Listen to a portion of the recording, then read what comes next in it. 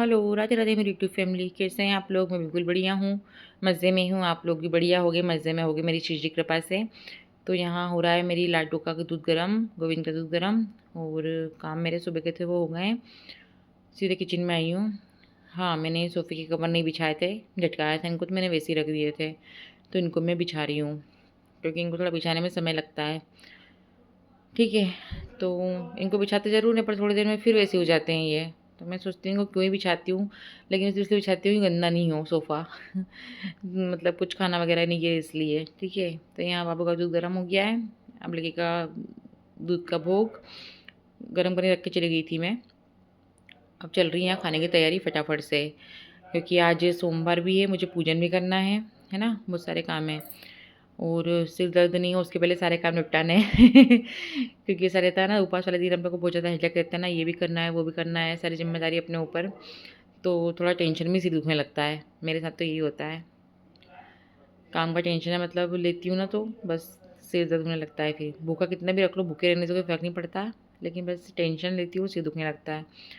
तो यहाँ सब्ज़ी तो रखी थी, लेकिन सब कहने लगे हम दाल खाएँगे, दाल चावल खाएँगे। तो मैंने चावल तो नहीं बनाया, मैंने रोटियाँ बनाती। मैंने कहा मेरे को देर हो जाएगी काम करने में, इसलिए दाल रोटी खाओ आज। ठीक है जी, तो यहाँ फटाफट से काम करके मुझे करना है शंकर जी का अभिषेक। तो यहाँ हो रही है मेरी पूजा की तैयारी सारी, मैंने मतलब करती जा रही थी धीरे-धीरे पूजा की तैयारी भी, और खाने की तैयारी भी करती जा रही थी।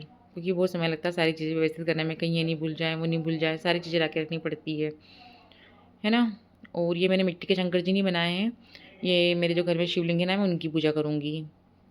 ठीक है जी, तो बस उन्हीं का अभिषेक पूजन करूँगी मैं। और ये पूजा काहे की है? ये पूजा है मेरी 16 सोमवार की।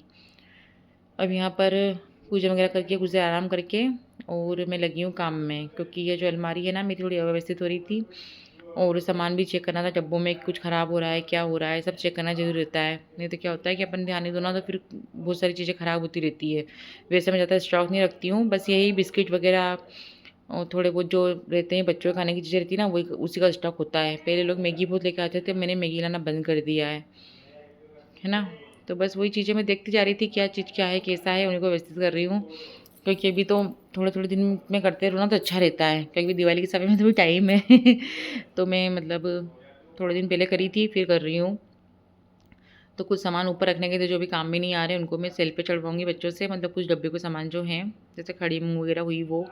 और ये धनिया का कंटेनर में खट्टा वाला जो धना पिसवाती है ना साल भर का, उसको भी ऊपर रखवाना है। और आपको आवाज़ आ रही होगी, उस चीज़ को ध्यान मत देना। क्योंकि मेरे घर में आवाज़ आती रहती है। ठीक है, तो मैंने डेली यूज़ के लिए धना भर लिया, बाकी डब्बा ऊपर रखवाऊँगी। और ये सब बिस्किट के पैकेट है, इनको भी रखूँगी। कुछ तो मैं इंदौर से लेके आए थे बहुत सारे, वो सब चीज़ें हो रही हैं। ठीक है, अब ये समय आधी रात का।